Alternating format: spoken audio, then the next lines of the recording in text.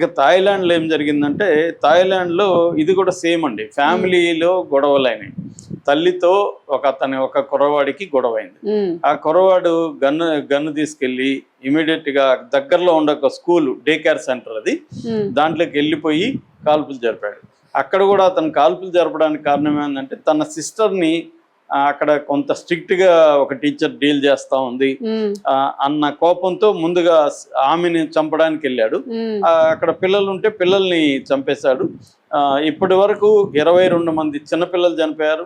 12 మంది సిబ్బంది, టీచర్స్ కావచ్చు, టీచింగ్ స్టాఫ్ కావచ్చు, 12 మంది చనిపోయారు.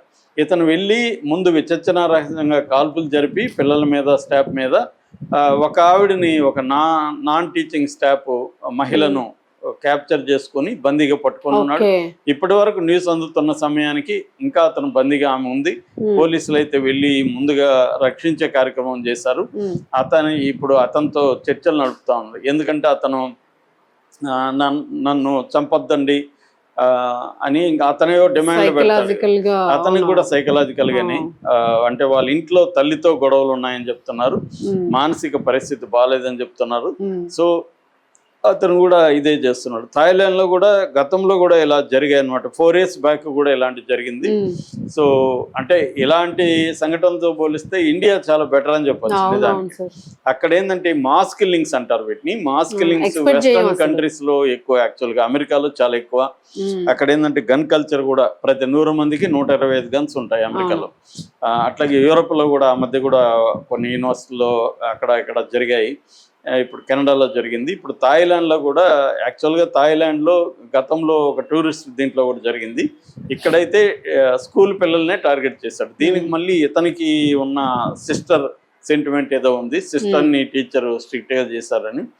సో బేసిక్గా ఈ 2 కేసుల్లో కూడా మనకి కెనడాలో జరిగిన ఇది ట్రాన్స్జెండర్ కేసు కానీ, ఈ అబ్బాయికి కూడా 18 ఏళ్ళు అనమాట, కేమ్ ఈ అబ్బాయి పేరు.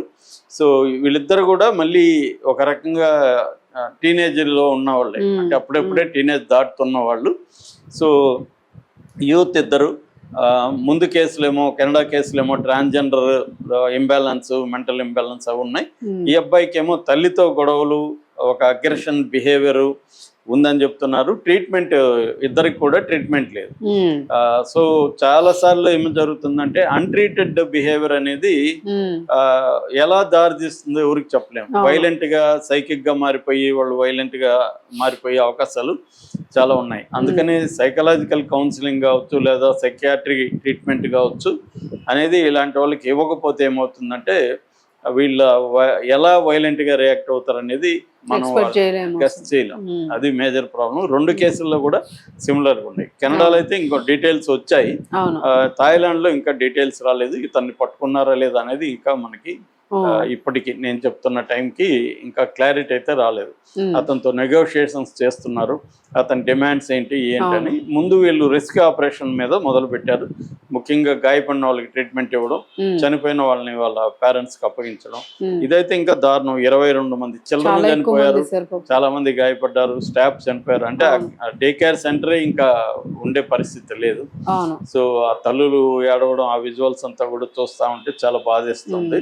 సార్, ఒక గన్నతోని ఎన్ని షూట్స్ ఉంటాయి సార్? అంటే మళ్ళీ ఎక్స్ట్రా బుల్లెట్స్ తెచ్చుకునే టైం ఉంటుందా వాళ్ళ దగ్గర? అదే వాడు తీసుకొని వెళ్ళాడు. రెండోది, ఒక్కసారిగా చిన్నపిల్లలు కదా వీళ్ళు కోరుకునేలోపు మళ్ళీ బుల్లెట్స్ పెట్టేసుకోవచ్చు.